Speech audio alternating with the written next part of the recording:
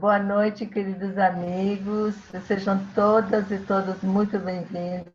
Realmente é um motivo de alegria toda semana poder reencontrar os amigos e, graças a Deus, temos tido a colaboração de amigos muito queridos que se dispuseram a apresentar vários temas durante esses últimos meses já, que temos estado juntos nessas palestras virtuais. A gente agradece muito a todos e hoje principalmente a Farhad Chayani, que é um estudioso de assuntos de atualidade. E, então, vai nos falar sobre um tema realmente, bom, uns vão achar maravilhoso e outros talvez nem tanto, mas eu acho que se trata talvez do maior mistério que a humanidade até hoje não conseguiu desvendar, quer dizer, nesse imenso e infinito universo no qual nós vivemos, existem muitos mistérios que o ser humano ainda não descobriu. No entanto, o maior de todos esses mistérios é o que nos acompanha desde o momento que nós nascemos, que é o nosso destino de um dia, da mesma forma, deixar este mundo, e chamamos isso de morte, mas, na verdade, é um grande recomeço, e é sobre esse mistério que Farhad se propõe a nos esclarecer sobre muitos temas que acompanham algumas crendices e outras crenças, não é? Que acompanham esse grande mistério. Então, boa noite, Farhad, seja muito bem-vindo, querido amigo, e está com a palavra. Muito obrigado pelo convite e vamos começar com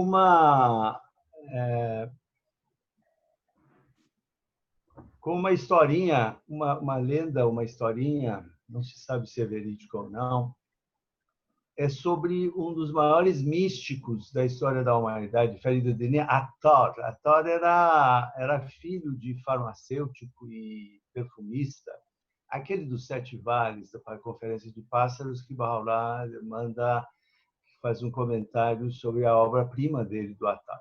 Só que quando ele era jovem, o jovem Attar era um cara totalmente desligado de qualquer assunto espiritual. Ele não era nada, era um filho de papai rico, dono de uma grande farmácia. Ele ficava na frente da loja dele com uma roupa super chique e cheio de penduricalhos e muito vaidoso. Aí um dia passa um velho, um asceta, um místico, com aquele cascudo, que é a coisinha, um saquinho que eles levam, que é todos os bens materiais que eles têm nesse mundo, está naquele saquinho. Aí o velhinho passa na frente da loja dos Attar e vê o jovem Attar na frente, todo pomposo, todo vaidoso. Ele diz: ó, jovem Attar, você, no alto da sua vaidade e autossuficiência, você tem ideia de quando vai morrer e como vai morrer? O jovem Attar nunca tinha pensado nisso e ficou profundamente ofendido. Disse: ó, seu velho idiota, imbecil, começou a xingar o cara. Quem é você para me dizer, para me desejar uma coisa dessas? Eu vou mandar te bater, seu velho idiota. Por acaso, diz o jovem Attar para o velhinho, por acaso você sabe como e quando vai morrer? Contam que o místico deitou na frente da loja, botou o cascudo dele debaixo da cabeça, fechou os olhos e morreu ali.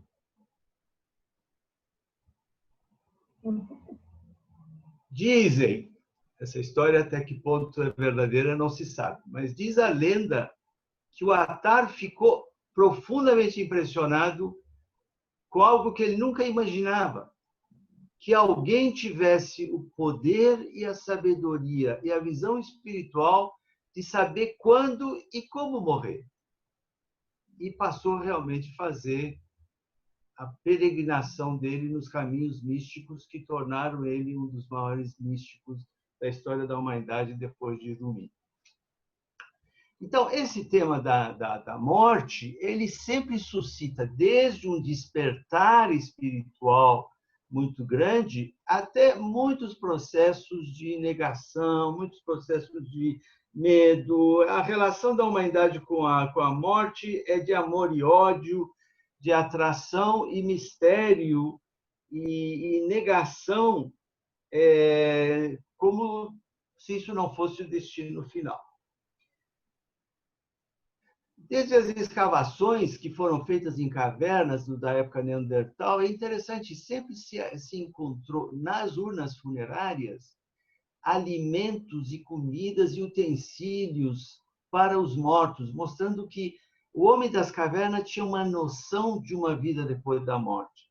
Senão não ia deixar essa comidada toda, esses utensílios, essas coisas, para que eles, inclusive vela, para que encontrasse o caminho, enfim, uma série de mitos que existiam. Mas os arqueólogos não têm dúvida de que o homem das cavernas tinha alguma, como é que vamos dizer, percepção de que havia alguma coisa depois. E havia esse sentido do transcendente e que isso é natural da humanidade para sempre. E isso passando pelos cultos mágicos e animistas primitivos e as religiões antigas dos egípcios, dos assírios e caldeus, sempre houve esses rituais, esses cultos, as teorias sobre a morte e a longa viagem depois. Bom, mesmo agora, isso aqui nós não podemos entrar muito, porque realmente a história é muito comprida se a gente for olhar a morte ao longo da história. Mas mesmo agora, no século XXI, eu separei um assunto que me impressionou muito e que eu quis compartilhar com vocês. Fizeram um estudo agora, um ano atrás, na Universidade de Yale, nos Estados Unidos, um cara chamado Bloom, é muito interessante, é um psicólogo experimental. Eles queriam saber, esse grupo dessa universidade, é um grupo assim, muito experiente em psicologia experimental, preste atenção. Eles fazem experiências para chegar a algumas conclusões psicológicas. Eles queriam saber se crianças pequenas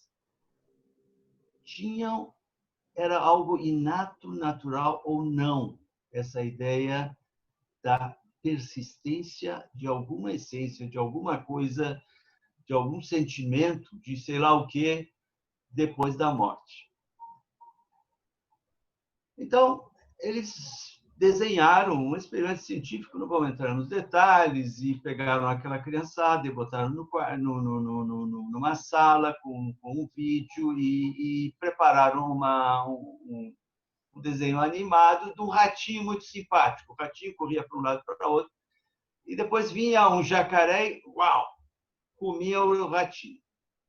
Isso eles repetiram várias vezes com várias crianças. Só que essas crianças eram selecionadas, esse ponto é muito importante, de pais totalmente ateus, agnósticos, e testaram de vários modos os pais para que os pais não tivessem jamais induzido ou comentado qualquer coisa sobre vida depois da morte, alguma ideia espiritual sobre céu e inferno e tudo mais.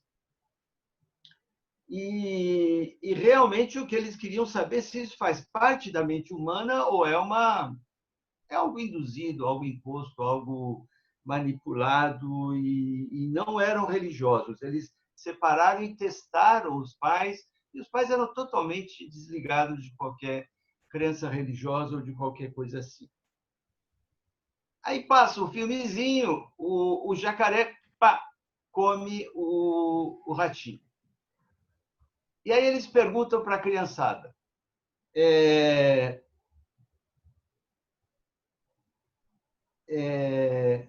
o que aconteceu com o ratinho? Aí a criançada, morreu. E aí, perguntaram, e o ratinho ainda precisa fazer xixi e cocô? Disseram, não. Muito bem. Aí perguntaram os psicólogos experimentais: o ratinho precisa comer e dormir? Criançada, não.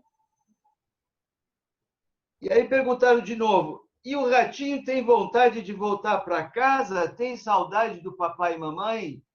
As crianças, em coro, responderam: claro que sim. Isso é muito interessante. Não é induzido. A resposta unânime em vários testes com crianças que nunca foram expostas a alguma ideia de persistência, de alguma essência, de alguma alma, de qualquer coisa depois da morte, naturalmente respondem que sim, que algum sentimento, alguma essência do ratinho persistiu. Tanto é que o ratinho tem saudade de voltar para o papai e mamãe. A conclusão do Bloom e os pesquisadores é que parece que a mente tem dois processadores de computador, um para a mente física e um para a mente espiritual. E eles publicaram o trabalho e foi reproduzido no Nature e no Science também. Science também se refere e indexou esse trabalho. Quer dizer, mostrou que é um trabalho extremamente sério. Então, o que a gente vê? Que realmente a ideia da vida após a morte não é um tema de crença aleatória ou imposta. Parece que existe algo da natureza da mente humana.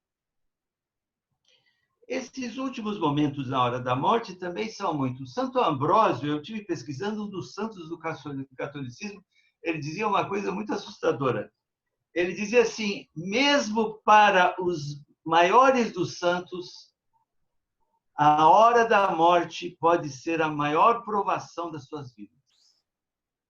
A provação das provações. Por isso, toda a esperança de boa morte, toda a reza de um bom fim, que não se morra no pecado, que não seja julgado inimigo de Deus e que caia no inferno para todo sempre. Então, esse assunto realmente foi sempre muito, muito tocado e muito... Mas esse medo da morte sempre existiu. Então, há um processo de negação de várias formas. Geralmente, os jovens fazem a negação, como agora está muito, até a Organização Mundial de Saúde já várias vezes alertou, que os jovens se sentem invencíveis e que eles são imortais e que o Covid-19 não vai pegá-los. Isso é muito comum e também os mais maduros fazem um processo que se chama de negação. Então, há um processo psicológico e mental de negação. E essa negação pode ir também em várias vertentes. Eu separei uma coisinha que eu achei interessante, mas para não tornar o assunto tão pesado assim, que muita gente também leva a morte na brincadeira e no riso. Contam que perguntaram a um famoso comediante humorista que fez muitos filmes de sucesso. Você espera para viver para sempre lembrado nas telas? Aí a resposta dele: eu preferia viver para sempre na minha mansão em Hollywood. Qual dos seus trabalhos crê que lhe garante a imortalidade? A resposta dele: quero garantir não morrendo. Outra ocasião, perguntando: onde você gostaria de estar quando vier a morte? Eu gostaria de não estar lá. E também perguntaram: qual é a sua relação com a morte? Resposta dele: a mesma de sempre. Sou total e absolutamente contra ela. Isso aqui eu separei mais para a gente ver que realmente a negação não é apenas a negação do medo, mas é a negação de levar na galhofa. Então, a pessoa que leva muito na brincadeira também está fazendo um processo de negação. Um estudioso há A Elizabeth Kubler-Ross, não importa o nome dela, ela é uma grande estudiosa de tanatologia, ela que realmente lançou, até morreu nos anos 70, ela fez vários estudos sobre o anúncio da morte. Eu achei muito interessante os trabalhos dela, porque ela cria 5 estágios nessa fase. Então, quando você avisa que você vai morrer, a fase de negação é sempre a primeira. Então, a pessoa tende a duvidar disso, tenta a buscar uma outra opinião. Será que esse médico falou certo ou não? Será que é mesmo assim? A segunda etapa é de uma raiva e revolta. Eu não merecia isso, mas por quê? Por que Deus faz isso comigo? Mas por que eu tenho... Depois vem uma barganha, vem uma troca, vem essa negociação, esse balcão de negócios que a gente vê que todo mundo faz um pouco com Deus. Olha, eu prometo que eu vou me comportar bem, vou fazer atos de caridade, vou ajudar o próximo. Eu pisei na bola em muitos aspectos, mas agora eu prometo que vou ter uma vida mais correta. Depois vem a fase de depressão e desespero, e depois vem a fase de aceitação e serenidade. Então, a Kubler-Ross, ela viu que isso se repetia na maioria das pessoas que ela pesquisou. A gente não vai entrar em vários aspectos, porque isso demandaria mais tempo. Mas um dos temas que a gente falou, está na nossa lista de subtemas, é a ciência e a morte. Isso é muito importante, a relação da ciência e morte, porque ela é muito utilizada por muitos como validação de crenças e valores e coisas. Então, a gente sabe que existe essa harmonia, e deve existir essa harmonia da ciência e da razão, da racionalidade e da fé e da espiritualidade, mas não podemos utilizar ou aproveitar de algum determinado conhecimento científico que não está provado, às vezes é experimental, para dizer, olha, viu isso aqui, está comprovando o que sempre as religiões ensinaram. Então, a gente tem que ter muito cuidado para não ser aproveitador da ciência e sim harmonizar, mostrar que a ciência tem seus limites, tem sua relatividade. Hoje ela prova uma coisa, amanhã prova outra coisa diferente, ou agora com essa história da Covid e da vacina, nós estamos vendo a cor ao vivo e a cores de como a ciência não tem uma resposta branco e preto, e que não é uma coisa que diz, olha, agora vamos fazer a vacina, e uma vacina dá certo, outra não dá certo. Uma hora diz uma coisa, uma hora diz que não come ovos, depois diz que pode comer ovo, depois volta a dizer que não come ovo. Então, a ciência é assim, ela é relativa, então a gente não pode usar pequenas. Então, mas vários ramos da medicina, especialmente a ciência, as neurociências, e começaram a estudar o fenômeno da morte sob o ponto de vista unicamente científico. Essa relação também da ciência não é uma relação tranquila.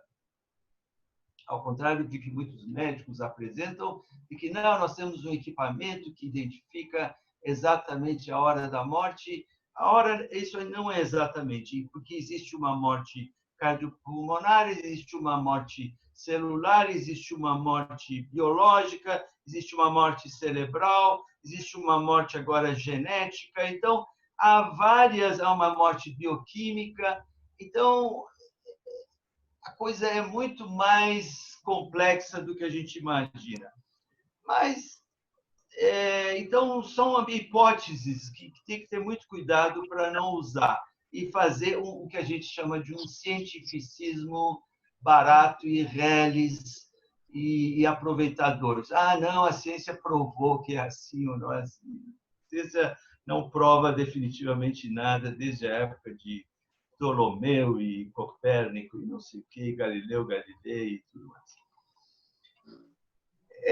Eu selecionei aqui para uma coisa que vocês conhecem muito bem, só para relembrar que um médico neurologista americano, Raymond Moody Jr., ele realmente fez uma uma pesquisa de relatos de pessoas que tinham parada cardiopulmonar ou traumas graves ou de coma e que relatavam eles faziam um roteiro, um relato, uma narrativa que é impressionantemente semelhante, não totalmente igual, mas muito semelhante. Então, é muito interessante por um aspecto que depois eu quero chamar a atenção de vocês, que as pessoas, geralmente, eles contavam a história, a dificuldade de expressar em palavras uma experiência de profundo sentido interior, sentimento de absoluta paz, serenidade e tranquilidade, experiência de desprendimento do mundo material, as amarras estão cortadas, perda da noção do tempo e espaço, passagem por um túnel que termina em luz, isso geralmente se confirmava. E uma coisa que quase todos falavam era a recapitulação da vida desde criança. Isso é muito interessante, porque não só as boas, as más ações, mas seus efeitos e danos, uma visão global de toda a sua existência terrena. Eu chamo a atenção disso porque Bahá'u'lláh também fala em recapitulação quando a pessoa morre. Então, me chamou a atenção de que muitas coisas, evidentemente, se encontram, e algumas não, e algumas são... Depois se tentou outras explicações, se achou que era anóxia cerebral. Tem umas velhas dizendo que isso não tem nada de experiência espiritual, e sim apenas uma falta de oxigênio no cérebro. Encontro de outras almas, amigos e parentes falecidos, parece muito com o que o Bahá'u'lláh diz. Encontro com um ser de luz, esse ser de luz impressiona, é uma luz pessoal, interessante que eles dizem, é uma luz pessoal, que os envolve intensa, com intenso e incondicional amor e aceitação. Interessante, não é uma luz de refletor. Compreensão mais nítida e clara das verdades espirituais antes desconhecidas, e por aí vai. É interessante que eu anotei no trabalho que a gente realizou, de que nenhuma desses relatos fala em recapitulação de vidas passadas, de reencarnações passadas. É muito interessante. Eu até tentei entrar de vários modos, mas não.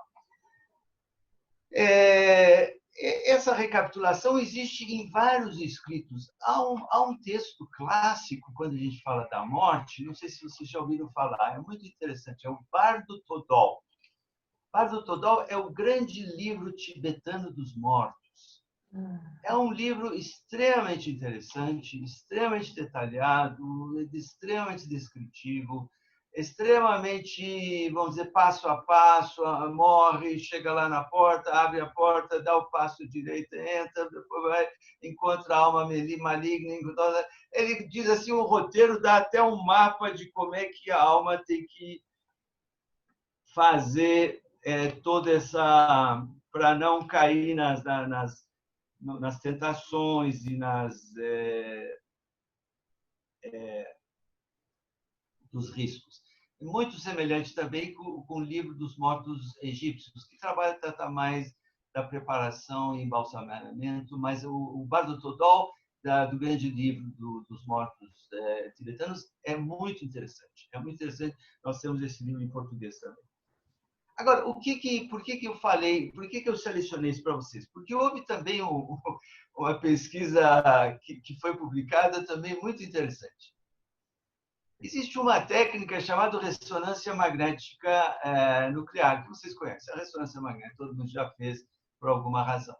Mas existe uma outra ressonância magnética que é chamada ressonância magnética funcional. Enquanto que a primeira vê a forma anatômica, a parte morfológica, essa vê o funcionamento dos órgãos, quer dizer, se está metabolizando glicose ou não. Então, ela é funcional. E ela é muito interessante porque mostra os órgãos que estão funcionando. Então, o que mais interessante chamou a atenção, e eu mandei trazer o artigo para ver, é que pela primeira vez eles não fizeram em gente viva, fizeram em cadáveres. camarada morria, pediam a aprovação e tacavam o cara dentro do aparelhinho de ressonância magnética funcional. E aí eles começaram a ver, o fígado levava algum tempo, depois outros músculos mais cedo, o cérebro ia embora logo, assim, de um modo geral, quase todas as áreas do cérebro, as amígdalas, amígdalas cerebrais, não confundir com a amígdala da garganta. Amígdalas cerebrais são órgãos muito importantes. Hoje em dia, as amígdalas são consideradas o centro da função emocional e das raivas, ciúmes. Todas as bobagens que a gente tem de emoções passam pelas amígdalas. Essas também eram destruídas. Mas, surpreendentemente, para os pesquisadores, uma área do cérebro chamada hipocampo, que registra e mantém a memória, tipo assim, um hard disk, um disco duro de computador que registra o vídeo e áudio de toda a existência da gente, desde que a gente foi criado até a morte. Levava semanas para ser destruído. Então, esse me chamou muita atenção, primeiro, porque essa recapitulação pode ter base fisiológica também. E segundo, que a sabedoria das religiões, como a fé Bahá'í também, que não recomendam a cremação dos mortos. Porque você pode, nessa pressa de torrar e queimar, de quebrar órgãos e pedaços de órgãos ainda ativos e funcionantes. Bom, e volto a dizer, isso não deve ser usado a ciência nem a religião para confirmar experimentos. Sempre tem que se harmonizar os dois, mas um tem que ajudar e confirmar o outro, mas não que um elemento de um vai dizer, porque tem muitas bobagens também que muitos religiosos falam e muitas bobagens que a ciência também fala.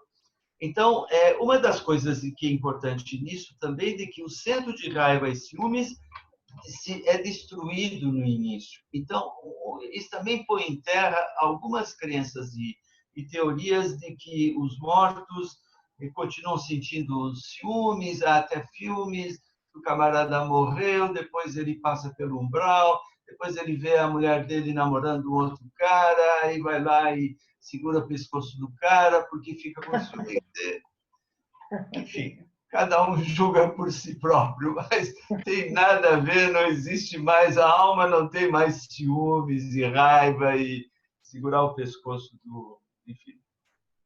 do rival. Então, e também não pode usar hipnose para a psicologia também. Outra coisa que eu queria compartilhar com vocês é uma coisa interessante que Antônio Damasio, que é um dos maiores neurocientistas, ele fala do pacientes em coma, em que ele não tem dúvida que a consciência e a individualidade do eu persiste. É um jeito totalmente agnóstico, totalmente ateu, totalmente afastado de religião, mas ele diz que ele não tem dúvida que existe um princípio imaterial, não físico, espalhado em todo o corpo e também que gera a imaginação, a criatividade no homem e que persiste mesmo na anestesia e no corpo. Vamos adiante, então. Como conceber após a morte física? Então, até aí nós vimos assim as várias coisas, mas e como é que isso...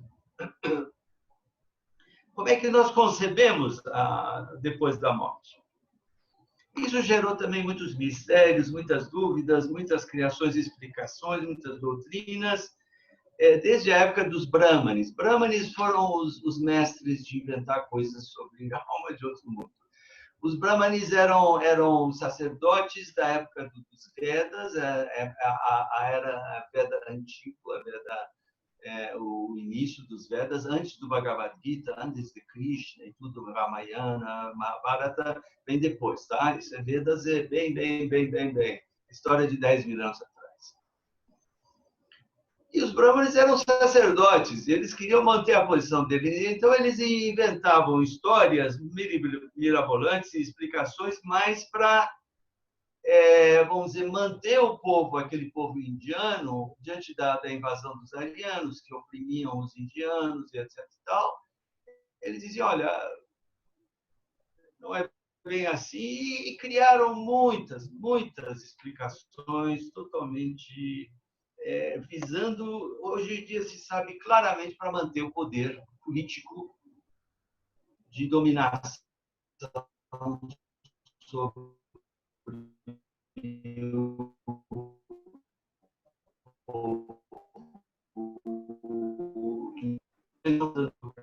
depois entra em algum bicho e em georedo, fizeram uma nulidade em matérias de temas espirituais da crente na transmigração. Há uma piadinha infame também que lá, eu estou contando as coisas mais leves porque o assunto é muito pesado. Diz que estava o Pitágoras como amigo e aparece um cachorro latindo tentando morder eles. Aí o amigo vai lá e tenta dar um chute no cachorrinho. Aí o Pitágoras diz assim, não bata no cão, ele é a alma do meu pai. Eu identifiquei pelo latido. Não sei se é história inventada, mas conta em todas as histórias sobre Pitágoras e transmigração. Outras explicações eram mágicas e fantasiosas. O próprio livro do Bardo Todol tem muitos detalhes milimétricos da viagem, descrições para dar aos reis e faraós poderosos as explicações são muitas vezes destinadas a conferir o poder aos reis, aos faraós, aos poderosos. Então, não era por uma inspiração, por uma visão, por uma revelação, seja o que for, mas sim era uma coisa bem utilitarista, bem um interesse, vamos dizer, de poder mesmo. Mais recente, tem teorias que dão instruções detalhadas e completas. Eu não vou... Mas, por exemplo, há uma série de livros de que quando a pessoa morre, em que planeta vai morar, e explicam. Tem outro livro que diz que as almas... Bom, se eu contar todas as coisas, vocês vão ficar horrorizadas, mas almas, elas escolhem onde morar no planeta de acordo com a origem dele. Os gregos gostam de morar em construções com colunas jônicas e coríntias. E até tem uma coisa interessante, que a alma dos brasileiros escolhe prédios no estilo de Oscar Niemeyer. Parabéns. O Brasília está de parabéns. Como se a alma fizesse questão de um lugar material. Quer dizer, muitas doutrinas, depois eu vou explicar, entrar em alguns detalhes que acreditam nisso. Outras também, que a alma dos gregos levava 500 anos vagando até voltar à Terra, além de ser racista e preconceituosa, é uma coisa totalmente sem nexo, porque a alma não tem o Sol girando para contar o ano, nem o Sol nascendo e pondo. Quer dizer, enfim, não tem noção nenhuma do que é a alma, ou o espírito. Depois nós vamos entrar nesse ponto também com mais detalhes. Então, em cima disso, escreveram romances sobre emoções românticas. O cara tinha um namorado, gostava muito, morreu, depois volta para namorar com a mulher. Então, tem umas que venderam esses romances sobre a vida depois da morte, e outros também muito mais sérios, como Dante Alighieri, escreve sobre o inferno, purgatório e céu. E ele é muito importante. Dante é maravilhoso, porque é um cara que o peso e a importância da poesia dele é tão grande que um sujeito levou uma nação a adotar a língua dele. Realmente é uma coisa muito extraordinária. O italiano que se fala na Itália é o florentino de Dante Alighieri. Então, vocês veem como ele teve uma importância. E quando a gente lê o Divina Comédia, eu recomendo que vocês leiam, porque é uma coisa até engraçada, mas é interessante como ele, católicos, e, enfim, todas as bobagens da história, ele enfia dentro do inferno e do purgatório. Por exemplo, ele é carregado pelo Virgílio, que é um grande Eneida, que escreveu a Eneida, que é toda a história da fundação de Roma, e ele adora Virgílio. Virgílio é o patrono dele, ele que leva ele para a viagem, mas ele não pode entrar no céu, porque ele não foi batizado. E outra coisa interessante é que ele enfia no inferno todos os desafetos dele. Se ele brincou com o Papa, ele bota e enfia o Papa no inferno também. Realmente é uma coisa. E depois fala do purgatório. Essa história do purgatório, eu vou rapidamente comentar com vocês, que é bom a gente saber isso. Purgatório é a maior mentira que foi inventada por qualquer religião no mundo. Quando os descobridores voltavam da descoberta da América e tudo, eles realmente não, enfim, não queriam dar dinheiro para o Vaticano, né? Quer dizer, enfim, eu que ganhei esses monte de ouros e os Pizarros e não sei quem da vida aí, os Pedro Álvares Cabrais daí, mas eles não queriam dar nenhuma grana para a Igreja Católica. Então, como é que criou-se para haver a indulgência e tudo? Diz, olha, tudo bem, você não dá dinheiro para nós, mas aí os teus familiares e você vão ficar travados, trancados no meio do caminho, quer dizer, entre o inferno e o céu, você vai ficar bloqueado lá.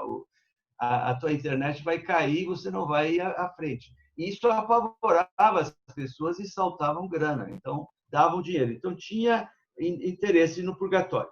Mas esse purgatório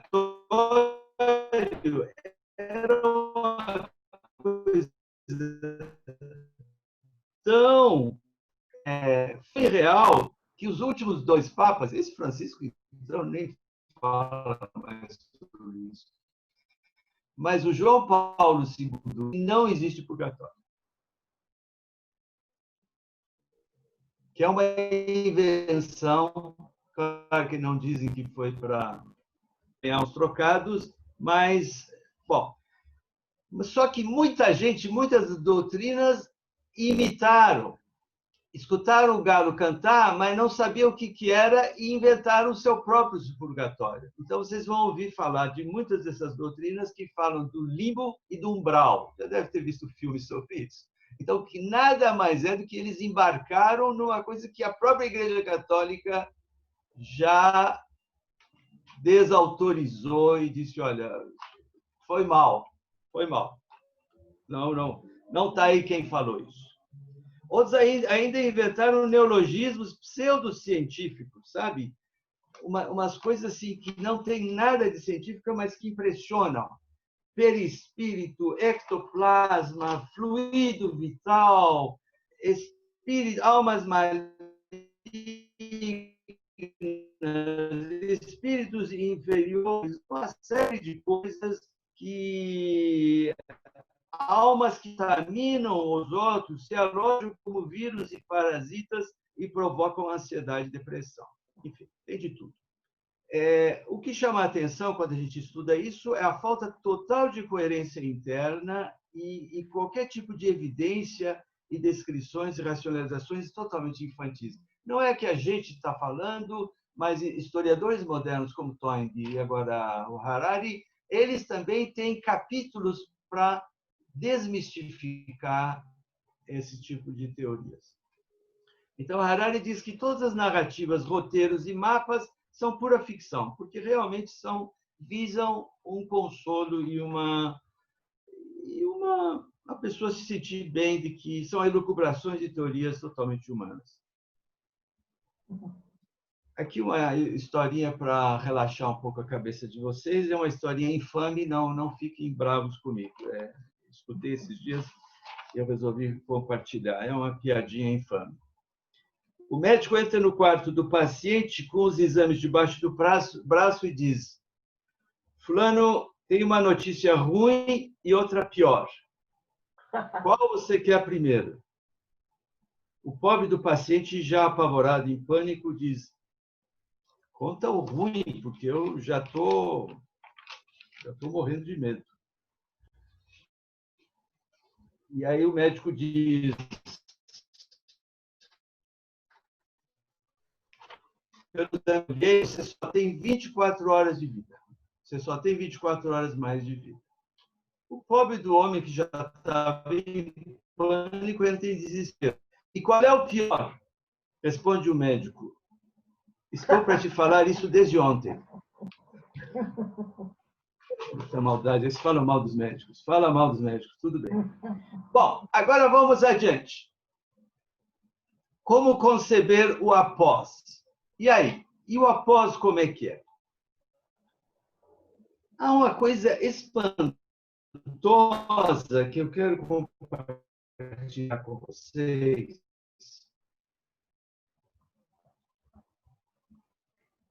Que eu já li várias vezes, inclusive tá nos livros do Rui, mas quando eu fui preparar essa apresentação para vocês, por favor, me ajudem no horário, dona Kitty.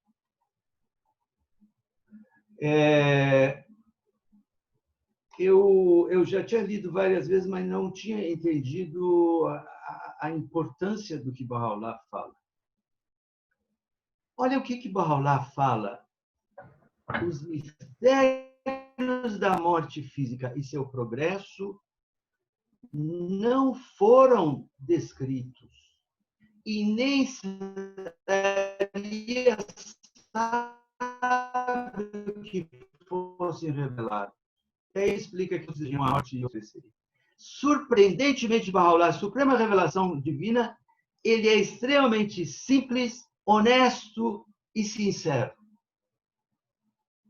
Bahá'u'lláh diz: não é para descrever. Eu nunca tinha me dado conta disso. Que toda essa bobajarada das doutrinas e das descrições do Bar do Totol, de não sei o quê, livro dos mortos e mapa de cor e vai, não sei o que, isso é fantasia. Afirma Bahá'u'lláh: o movimento da minha pena se paralisa, se aquieta, para descrever adequadamente essa posição da alma. Então, não é uma coisa que a gente possa descrever, porque é uma dimensão totalmente superior. Então, Bahá'u'lláh, eu listei 5 coisas. Recusa-se a uma descrição cinematográfica. Recusa-se a uma narrativa e roteiros fantasiosos, que geralmente são ficcionais. Recusa-se, por honestidade, de fazer uma explicação pseudocientífica. Bahá'u'lláh diz: não, é que sabe como é que é? Tem um perispírito, tem um endoespírito, não, mas é uma coisinha que cola, encara, desce, depois toca, gira, depois dá cambalhota, faz malabarismo. Não, Bahá'u'lláh diz: não tem explicação isso. Não tem como descrever. Recusa-se a usar palavras inadequadas, inventadas e humanas por não serem adequadas e dignas. Olha que coisa impressionante. E mais tarde diz que essa é tão grande a posição da alma que todos ansiariam para atingi-la. Então, todo mundo ia se matar, de tão beleza. E, por outro lado, ia se assustar tanto que... Então, o Bahá'u'lláh continua afirmando que é um outro estado, é outra dimensão, é transcendente, é imaterial, é indescritível, é supremamente sagrada. Não depende de tempo, de contágio de sol, dias, localização, e não é alterado pelos anos e séculos e eras. Esses não são, eu estou parafraseando, né? Vocês conhecem os textos. O Bahá'u'lláh diz que nem a mudança de eras, tudo vai modificar. Uhum. e faz a afirmação extraordinária, preste atenção no que Bahá'u'lláh diz. Abençoada a alma que estiver na hora da sua separação do corpo, santificada, no sentido de purificada, elevada, isenta, das vãs fantasias e das invencionistas narrativas forçadas dos roteiros. Esse parente é meu. Dos povos do mundo. O critério de Bahá'u'lláh é a gente jogar no lixo essas fantasias, essas vãs imaginações, essas invencionistas, essas falsas explicações científicas dessas crenças e tudo. A extraordinária honestidade e significado prático de prevenir de futuras teorias mirabolantes de Bahá'u'lláh é algo espantoso, que eu mesmo nunca tinha me dado conta ao ler esses textos. E aí Bahá'u'lláh afirma que as revelações divinas vêm para educar a humanidade, para consertar esse mundo. O outro mundo Deus cuida.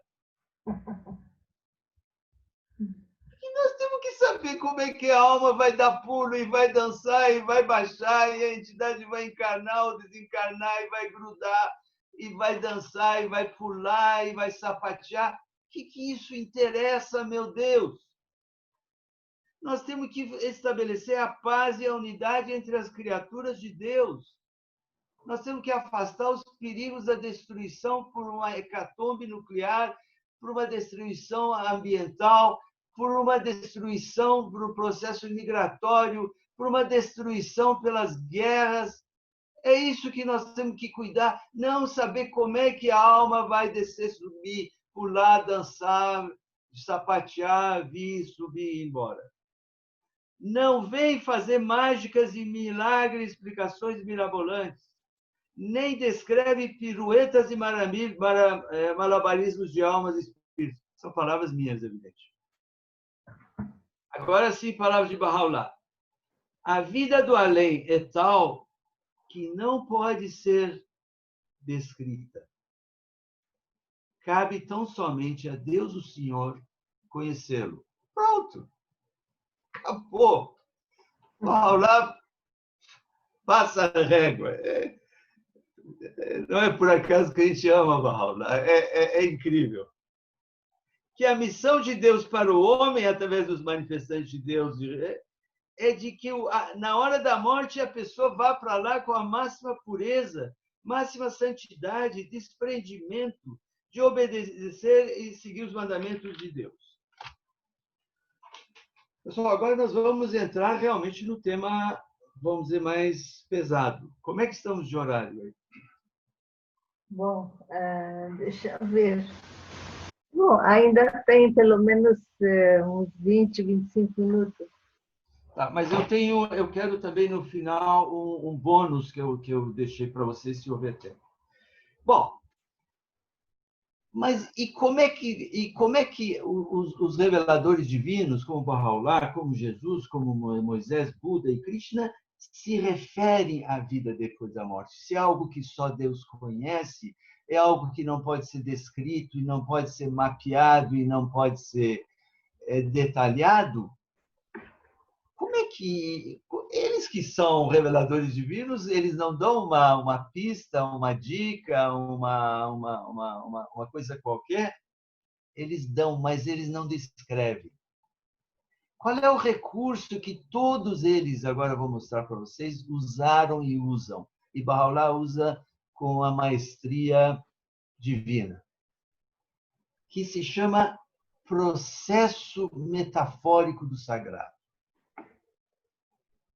Então, Bahá'u'lláh diz que não se entende essas dimensões elevadas através de descrições, mas sim de metáforas sagradas que permitem, com mais fidelidade, reflexão, compreensão espiritual e profunda, de elaborar a dimensão mística e que faz com que cada pessoa entenda o significado extraia o significado por si próprio e não por uma imposição de fora.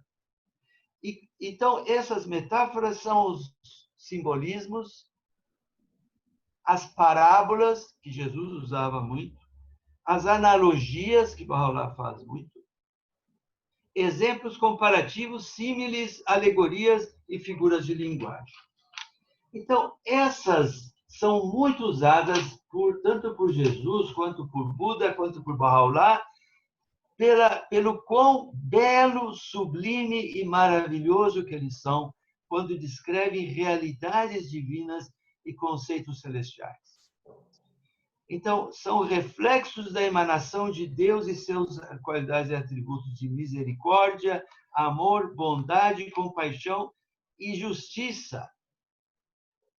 Olha só, eles revelam o amor e a bondade de Deus, e não mecanismos fictícios de como é que a alma deu cambalhota, ou veio, subiu, ou desceu, ou se entrou numa entidade no corpo. E Baha'u'lláh diz que são explicadas e interpretadas pelo próprio revelador divino. Então, não tem possibilidade de alguém dizer que tem uma autoridade de revelar. Então, essas descrições não são descrições. O processo metafórico não é descritivo. Isso é muito interessante. Em momento nenhum, Baha'u'lláh descreve. O que eles não têm artifícios mentais, não tem palavrório vazio, não são narrativas mágicas, não são peças de ficção fabricadas pela mente humana, não são relatos de almas de outro mundo, nem palavras de médiums ou maquinaria mágica e fantasiosa. Então, como é que eles são? Eles são instrumentos para o que hoje está se conhecendo como inteligência espiritual. São percepções da realidade suprema que o próprio revelador, com autoridade e legitimidade, interpreta. Isso vai evitar as brigas e lutas, os conflitos entre religiões, evita dogmatismo, separatismo e clericalismo, porque exatamente os sacerdotes, eles se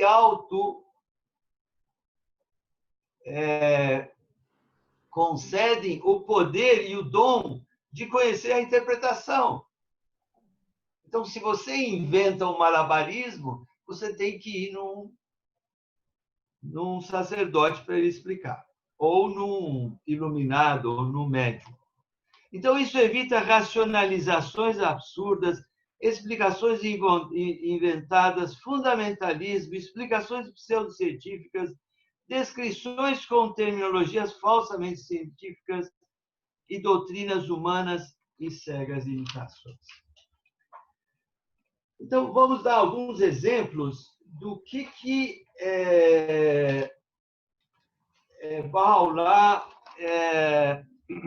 usa do processo metafórico da vida espiritual, além da vida e após a morte.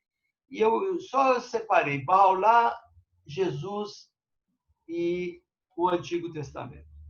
Eu só cito alguma coisa rapidamente de Buda. Por exemplo, Baha'u'lláh usa que a vida após a morte confere a taça da vida eterna. Olha que coisa linda. Jesus diz que é uma reunião no paraíso, porque ele se refere ao ladrão que está sendo crucificado junto com ele. Hoje ainda tu estarás comigo no paraíso. No Antigo Testamento é o retorno ao pó. Baha'u'lláh diz, é um pássaro que se livra da gaiola onde estava presa. Jesus diz que é uma ressurreição. O Antigo Testamento diz, voltarás a mim. Baha'u'lláh fala na gloriosa jornada da viagem em direção a Deus. Jesus fala nas múltiplas moradas do Pai. O Antigo Testamento fala que vai estar, o ego se extingue e a alma se encontra nu no universo. Olha que bonito. São todas metáforas, não há uma descrição factual. de que abriu a porta, o outro recebeu, o capeta deu uma pinicada com tridente. Purificação das vãs fantasias e vãs imaginações, Baha'u'lláh fala. E Jesus fala do encontro com o Filho, restauração da alma, fala o Antigo Testamento. Receber mensagens jubilosas e alegres. Jesus fala em encontro dos anjos celestiais. O Antigo Testamento fala a ruptura da corda prateada que o prende. Olha que coisa linda. A corda prateada que liga a esse mundo. Baha'u'lláh fala alcançar os tesouros e frutos da existência terrena. Jesus fala olhos que verão. O Antigo Testamento fala despertar do longo sono. Baha'u'lláh fala que o fruto é tirado pelo jardineiro para ser plantado, e Abdu'l-Bahá também fala para um mais vasto e iluminado, como Abdu'l-Bahá quando consola a mãe que perdeu o filho. Jesus fala olhos que verão. No Antigo Testamento fala em despertar do sono. Baha'u'lláh fala livrar-se da miragem do teatro, que é um espetáculo vão e vazio. Jesus fala finalmente ler o livro da vida. O Antigo Testamento fala inalar um perfume fino, uma fragrância fina. Baha'u'lláh fala alcançar a presença de Deus, ver a face de Deus. Jesus fala chegar ao Pai, ao Reino do Céu. Eu não vou ler tudo, mas eu separei mais de 20. Não vou cansar vocês. Mas são belíssimos.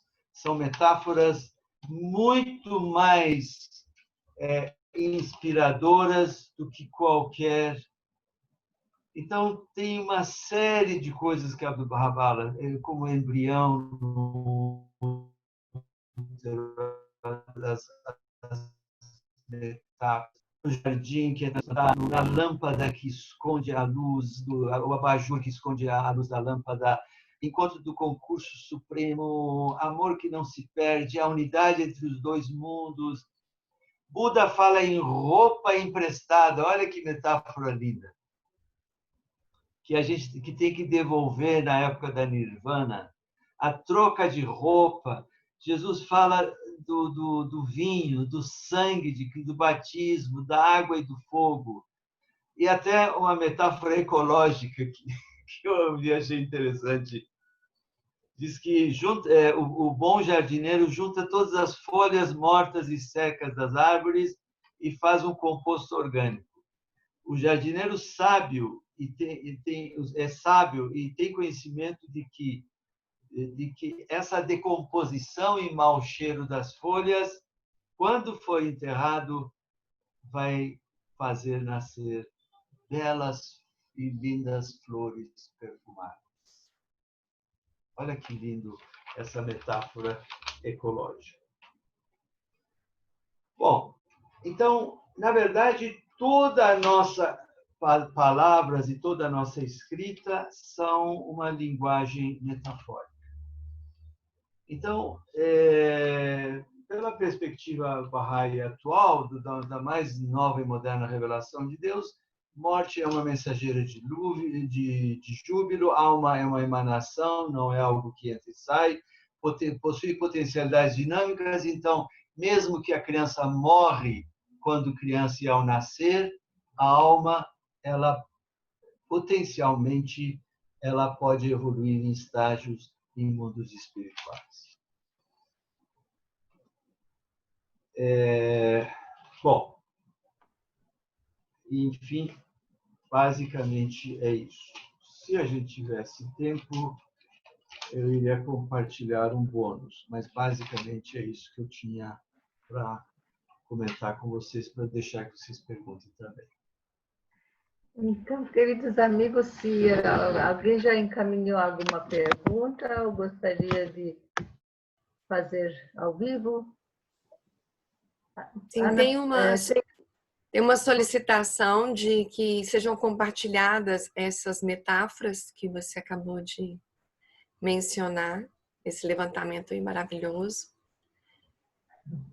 Tem esse pedido. E tem uma pergunta: se as almas se reconhecerão no mundo espiritual como se dará? Isso e Bahá'u'lláh garante isso, mas ele dá uma conotação de uma dimensão realmente de amor e bondade, daqueles atributos divinos, não um reconhecimento pelas emoções ou por outros fatores, vamos dizer, mais românticos e não sei o quê. O amor, Bahá'u'lláh diz que você teve nesse mundo, você não esquecerá. Aquele amor que você teve com os seus parentes, você os encontrará. E Bahá'u'lláh diz depois também que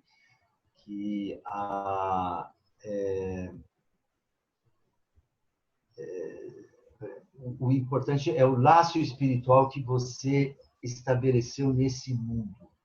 Por isso que é tão importante que a gente estabeleça laços espirituais e não mera amizade ou mera, vamos dizer, convivência em eventos e tudo. A gente tem que estabelecer com as outras pessoas, sejam Baha'is ou não, verdadeiros laços espirituais muito fortes, porque esses que vão nos acompanhar, Bahá'u'lláh diz, no outro mundo. Muito bem. Tem um comentário aqui de que nas orações do Bab sempre se fala em que há no céu e o que há na terra e o que existe entre eles. Isso o próprio Bahá'u'lláh já explicou, de que o céu tem várias interpretações, são metáforas, evidentemente, que não é o céu físico, mas céu ao longo de todas as religiões sempre foi onde os deuses, ou no caso Deus, existe onde o Pai emana e que não é um lugar físico. E esse entre eles, quer dizer, todas as coisas, todas os diversos reinos e mundos estão entre eles, e até o da Terra. Isso, geralmente, a gente entende também de acordo com o que Bahá'u'lláh fala naquele livro Revelação de Bahá'u'lláh, e o Sr. Aditya Rezade também explica, de que isso se refere a uma cosmogonia, uma cosmologia dos místicos islâmicos, principalmente Ibn Arabi, que classificam os reinos e os mundos desde... Bom, não quero confundir a cabeça de vocês, né? É o Nasut, Malakut, Jabarut, Lahut e Hahut. Quer dizer, Ayameha é o da essência, é o dias do Ra, da essência de Deus. Mas abaixo tem o Lahut, a partir do qual você não consegue passar, é o Sadatun Tahar, ao qual não tem mais passagem. E depois vem o Jabarut, que é onde está a alma dos reveladores divinos, dos profetas divinos. Então, entre eles, entre o Nasut, que é terra, existe até o Hahut, existe todos esses reinos, todas essas soberanias, todos esses domínios. Isso é uma apresentação de 2 horas, então não dá para entrar em muitos detalhes. Mas pelo que a gente lê de Bahá'u'lláh sobre o céu e a terra e o que há entre eles, se refere a esses mundos e essas realidades espirituais místicas. Ligado a isso, tem essa pergunta: se as almas dos seres humanos comuns, que não têm grau de profetas e mensageiros, ascenderão a todos os mundos espirituais? Não, certamente não. Bem que a gente gostaria, mas não. Sem chance, né? Sem chance. Agora, eu acho que a gente está de bom tamanho se a gente chegar no Malakut. Eu acho que o sonho de consumo de todo Bahá'í tem que ser chegar no Malakut. Porque depois do Malakut, aí vem a alma dos reveladores divinos.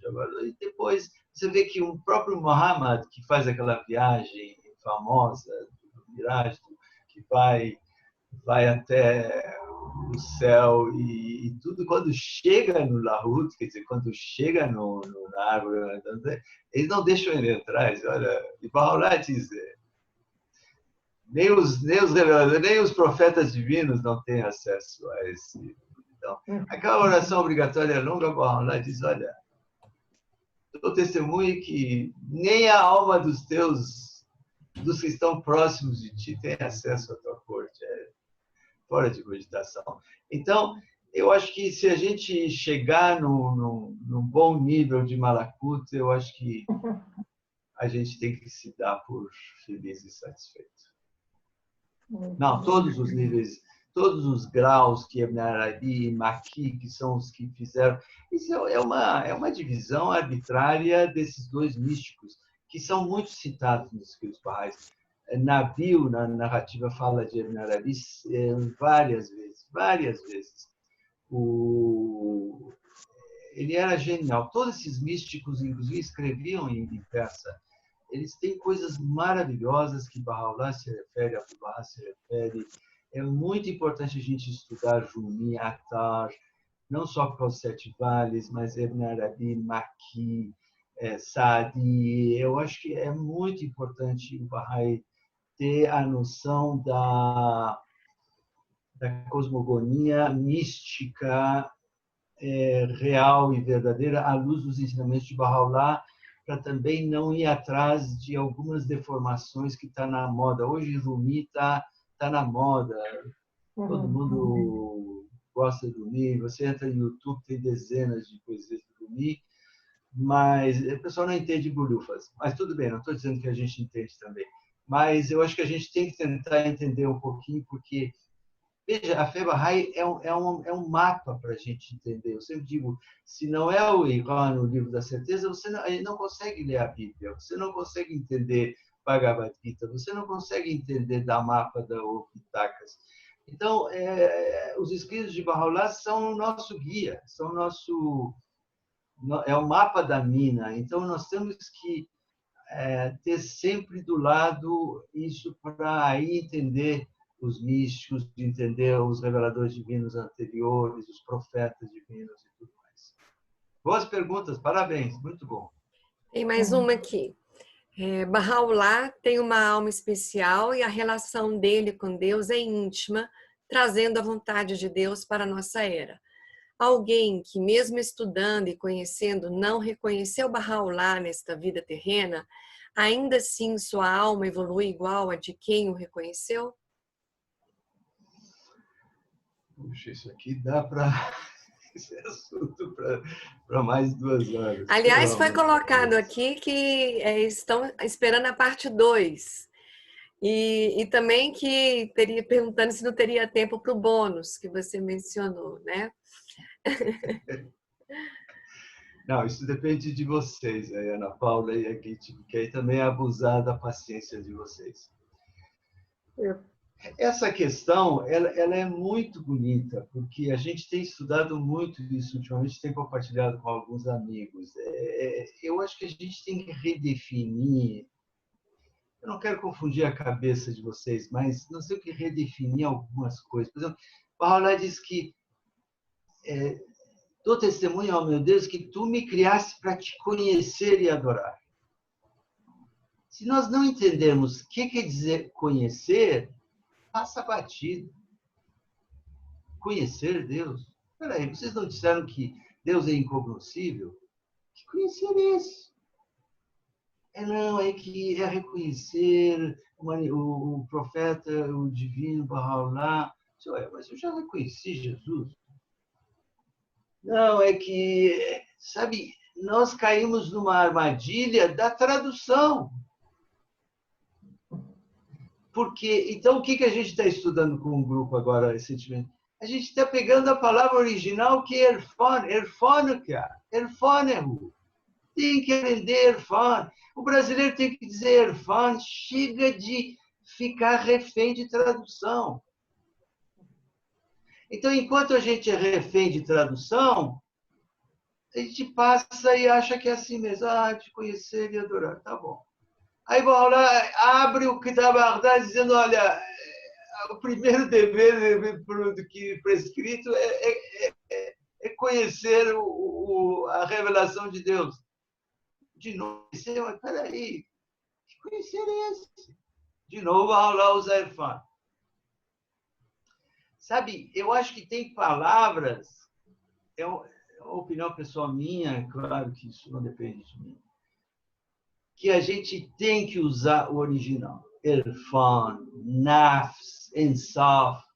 Aqui eu quero fazer um parêntese para uma homenagem ao meu muito amado professor, Dr. Razi Abbasi Milani, que eu devo muito, muito a ele. Ele me ensinou oração obrigatória longa em árabe para um fedelho, um adolescente revoltado que não queria saber nada de coisas barrais, e ele teve a paciência de me dar aula de oração obrigatória em árabe, do qual eu tiro proveito hoje até para ler o Atlas.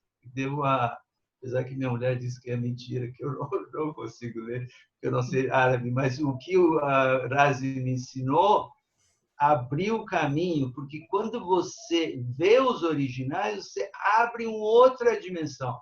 Como diz o Wittgenstein, não sei se vocês conhecem, é um filósofo, diz que a língua abre um outro universo. Quando você aprende uma outra língua, abre um outro universo para você.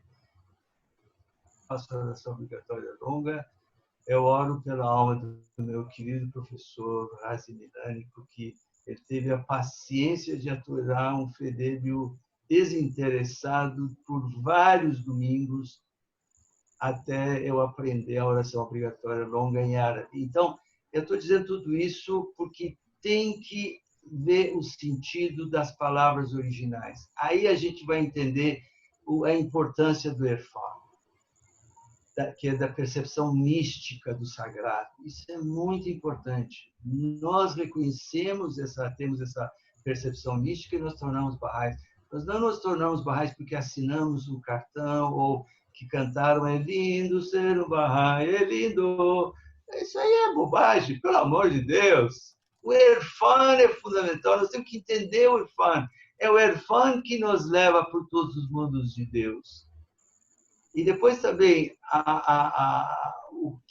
qual é a posição de Bahá'u'lláh é um assunto vasto que a gente tem que ter extremo cuidado de explicar o que é Deus Essência. Esse conceito de Deus Essência que Bahá'u'lláh traz é revolucionário e é extraordinário, é o que mais vai fazer as religiões se unirem. Enquanto o cristão dizer que Jesus é Deus, o outro dizer que o outro é Jeová, que só Jeová é Deus, não sei o quê, vai ser esse saco de gato um arranhando o outro. Enquanto que Deus Essência acaba com isso. Existe um Deus Essência, o resto tudo são revelações e são emanações e são reflexos em etapas desse processo. Desculpe não poder entrar, mas é muito lindo, muito maravilhoso, não dá para resumir. Eu acho que vamos aceitar essa sugestão de uma segunda etapa desta palestra e aí talvez você vai ter tempo de abordar com mais profundidade o tema. Mas agora, se você quer terminar a palestra com o bônus que você prometeu, por favor, fique à vontade. Tem uma pergunta. Essa pegadinha do bônus o pessoal gosta. Fala. Tem uma pergunta aqui do querido Wilson, que veio visitar a gente hoje. Ele está dizendo assim: como uma pessoa que não sabe ler ou escrever pode evoluir na fé Bahá'í? Muito boa pergunta, Wilson. Sim, por isso é que eu não deixei passar essa. Veja, a evolução, por isso que é importante esse conceito, que não é de leitura, isso é fundamental.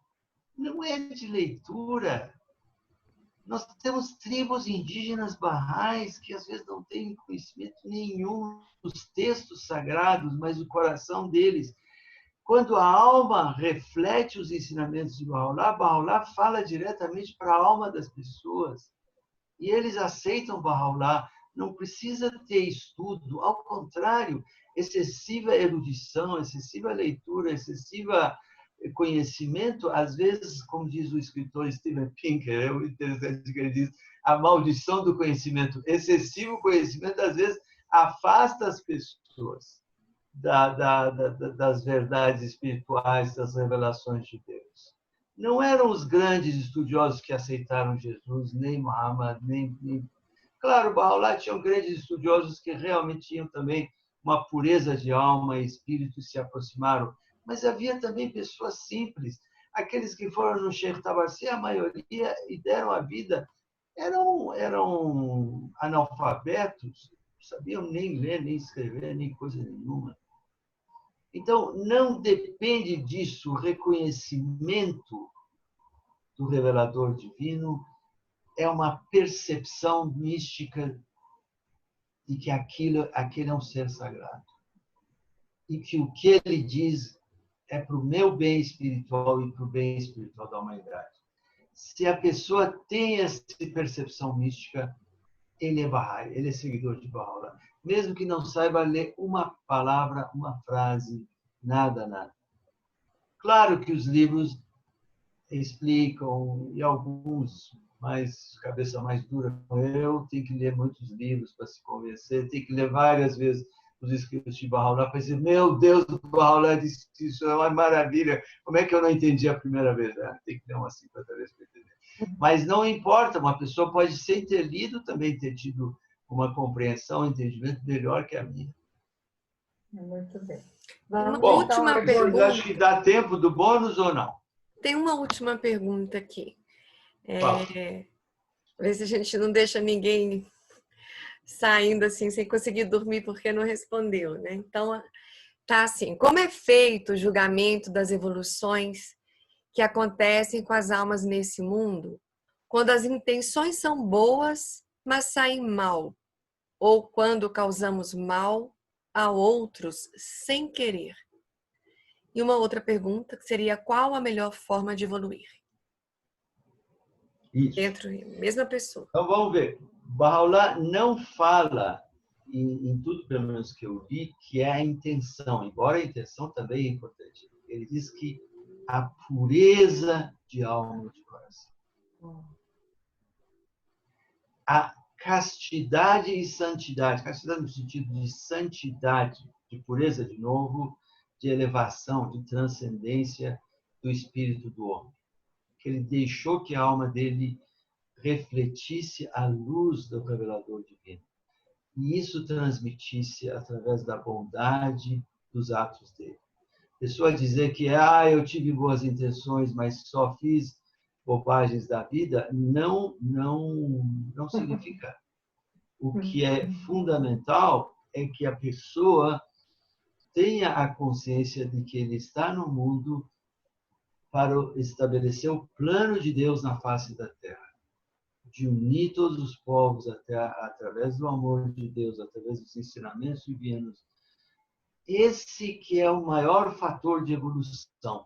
Não há um julgamento no sentido dantiano de que há alguém no portão do céu e do inferno e do purgatório que vai julgar se o Dante vai entrar no purgatório ou não vai. Sabe, não é julgamento nesse sentido. Embora Bahá'u'lláh diz que examina-te a ti mesmo, porque, enfim, tem que prestar conta, mas isso tudo é metafórico. Nós temos que entender que é metafórico. Não é uma contabilidade, como alguns acreditam no karma, que existe uma maquininha contabilizando. Não, tal dia você pisou na bola. Tal dia você chutou a canela do vizinho. Não é assim. É assim o quanto que com sinceridade e pureza de coração você realmente tentou estabelecer o reino de Deus na face da terra. Esse é o critério. Não há outro tipo de julgamento, não é um tribunal, não é um fórum, não desce Jesus sobre as nuvens para julgar, não tem nada disso. Qual é a outra pergunta? Como fazer para evoluir? Isso. Como evoluir, isso também está explicado. Quer dizer, Sabe, nós estamos nesse mundo para realizar a vontade de Deus. Só que nós nos perdemos tanto que acabamos enredados nos nossos desejos e vontades e presos às coisas tão de posição, de poder, de reconhecimento, de vaidade, de ego, de títulos, de não sei o quê, de elogios, de altos elogios e não sei o quê, que é um horror. A gente liga a televisão e fica espantado. Então, o que acontece? Nós estamos, nós que eu digo todos nós, imersos nesse mar, nesse oceano de vaidades.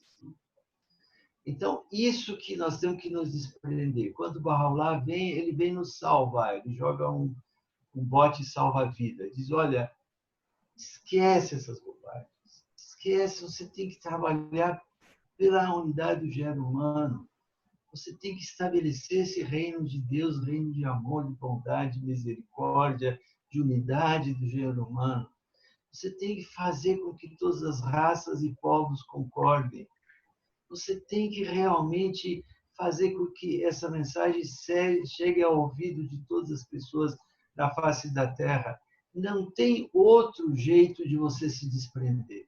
Todas as pessoas que eu conheci que eram desprendidas, que eram almas realmente puras, que eu ficava admirado, eram pessoas dedicadas 100% à causa. Nós podemos citar centenas de pessoas, Dr. Mohadir, Dr. Furtado, tem gente que a gente conviveu, eram totalmente desprendidos.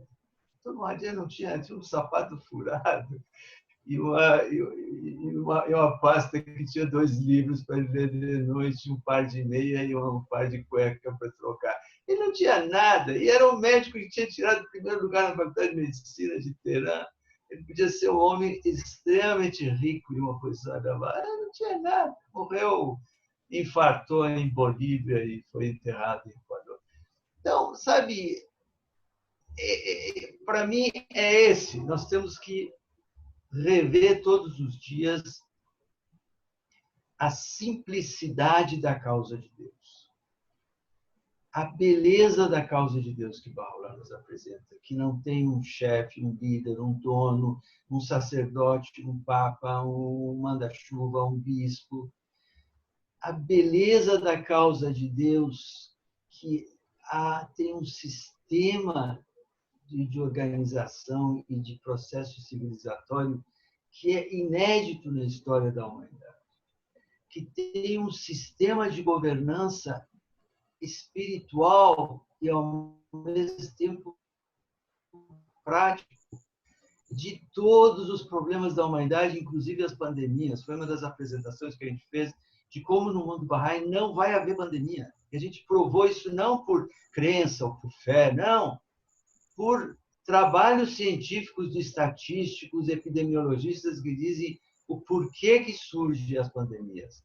E que no mundo Bahá'í a gente demonstra e prova que não haveria pandemia, porque o sistema, o modelo Bahá'í, como a gente chama, é totalmente blindado, vedado que isso aconteça. Então, nós temos realmente uma coisa extraordinária que nós temos que levar para outras pessoas e explicar com todo o amor, mas esse é o único jeito de evoluir.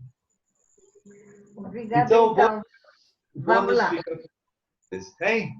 Tem mais de 40 pessoas aqui esperando o bônus, eles não vão dormir. Meu Deus do céu, vocês não vão gostar muito do bônus, mas vai lá. Bom, então qual é que é o bônus? O bônus é, se tudo isso é metafórico, muito bonito, você falou bonito, mas o que eu quero saber é como é que a gente se comunica ou sente a presença sutil das almas depois da morte? Faltou essa pergunta, né? É um bônus. Aí alguém vai dizer, não, você falou um monte de coisa, encheu a nossa cabeça, mas não contou o principal. Eu quero saber, tem um parente meu que morreu, como é que eu vou me comunicar, me contactar com ele? E eu sei que se eu ir aqui na esquina, tem um monte de gente me prometendo acesso sem internet lá para eles. Como a relação é tênue e puramente espiritual, todas as religiões mundiais não recomendam forçar a comunicação por meios artificiais. Isso é muito importante e Baha'u'lláh depois diz como pode isso ser feito de uma forma absolutamente natural e espiritual. A Bíblia é muito incisiva e é muito, vamos dizer, forte nisso. Condena essas práticas de predizer agouros, mediunidade, adivinhação, necromancia, mágicas, consulta aos mortos. Se alguém quer anotar, Deuteronômio 18, 10 a 25 e João 9, 28 a 29. Inclusive, no Deuteronômio diz que essas práticas são abominações ao Senhor. Baha'u'lláh diz que os dois mundos são unidos, são um só. São dimensões diferentes da mesma realidade. Isso que é importante. Os mortos não estão lá, estão aqui. Estão todos os dias. Eu converso com meus pais, converso com o Razi Milani toda manhã. Eu digo, Razi, obrigado, viu? Eu sei que a tua alma está muito bem, mas eu devo a ti que tens me dado almas. Eu converso com as pessoas, mas não preciso ir numa mesa branca, eu não preciso chamar um médium, não preciso invocar, não tem que ir no terreiro, não tem que baixar um espírito e chamar uma entidade. O que Baha'u'lláh diz que esses laços que existem, que ligam os dois mundos, se mostram, assim, metaforicamente, quando a gente ora pelos que partiram. Eu fiquei sabendo de uma coisa que me grupos religiosos muito fortes no Brasil, muito fortes. Não quero citar, para respeito a todos, mas são uma das grandes religiosos aqui no Brasil que eles negam a necessidade de oração. Diz que não, morreu, acabou, não tem nada que orar.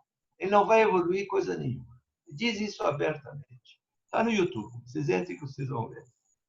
Depois Baha'u'lláh diz, não, na oração você está conversando com eles, está junto com eles. E pela oração pelos que partiram que você realmente cria essa comunhão, essa união. Depois, atos de filantropia em nome deles. Nós temos que fazer isso. Os familiares morrem, a gente não dá um tostão para ninguém. Tem que fazer atos de filantropia. Depois, atos de caridade e bondade aos pobres, em nome deles. E serviço à humanidade em nome dos que partiram. Você vê, isso realmente traz o bem para a humanidade e não lá dar um dinheiro lá numa igreja ou num grupo ou numa doutrina e sentar numa mesa e alguém psicografar. Olha, abre aquele gavetinha, a terceira gavetinha à direita, o teu antepassado está dizendo que ele está ótimo, está muito bem, muito obrigado. O que isso tem a ver? O que isso ajuda o mundo e a humanidade? Depois, Baha'u'lláh diz que não pode perder tempos com conceitos vagos, ambíguos, artificiais, que são vãs imaginações e vã fantasia que dispersam e nos impedem da melhora de transformação do mundo. É isso aí. Então, Baha'u'lláh diz que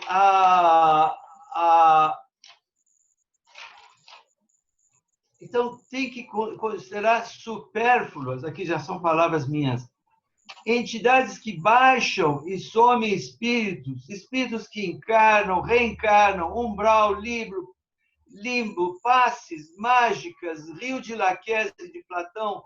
É tudo uma teorização do Platão de que a pessoa não lembra das vidas passadas porque passou por um rio que lavou toda a memória dele. Antologia das Cavernas, que é traduzido por outras coisas. Espíritos inferiores e malignos. Espíritos e almas não têm inferior e maligno. A gente não leva nada de mal para o outro mundo, só leva bem. Almas penadas, almas gaiofas. que isso? A alma do outro mundo só levou coisa boa. Rituais de baixar, girar espírito, cadeiras que falam, karma com uma contabilidade fatalística. Perispírito, ectoplasma, arquitetura de alma, fluido vital, terapias, regressões. Essas coisas são totalmente dispersivas e nos prendem a isso.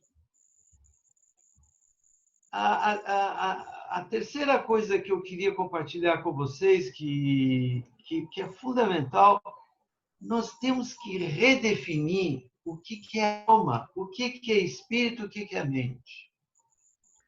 Isso vai fazer parte da próxima palestra.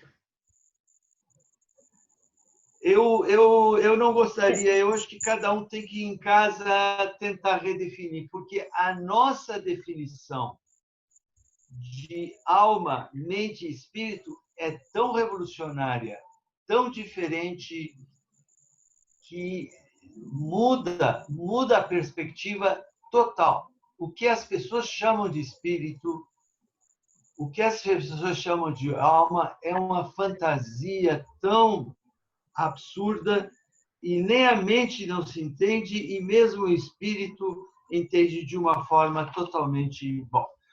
Outra coisa que nós temos que redefinir é o conceito de espiritualidade e espiritualismo. Hoje a mídia e a imprensa eles nos condicionam a que espiritualidade e espiritualismo é a mesma coisa que espiritismo, quando não é. Com todo respeito, mas são coisas diferentes.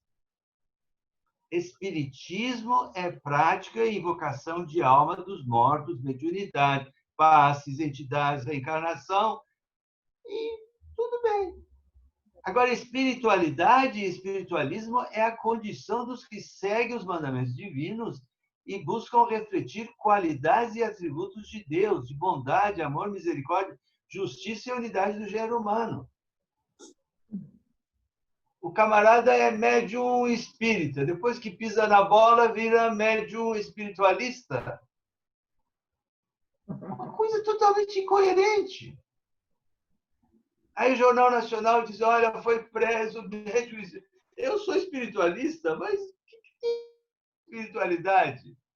O cara era médium espírita, diz que é médium espírita. Bom, só para encerrar, eu vou dizer uma poesia do Jumi, já para encerrar, que é muito bonito. Diz Jumi, pare de descrever, pare de tentar entender, pare de falar. Eu acho que está falando para mim. Abra a janela que há bem no meio do teu peito e deixa a tua alma livre voar. Muito obrigado. Muito obrigada a você, Farhad. E até breve, se Deus quiser. Iremos marcar a nova palestra em breve. Boa noite, queridos amigos. A todos. Estou ansioso por essa nova palestra. Como? Estou ansioso por essa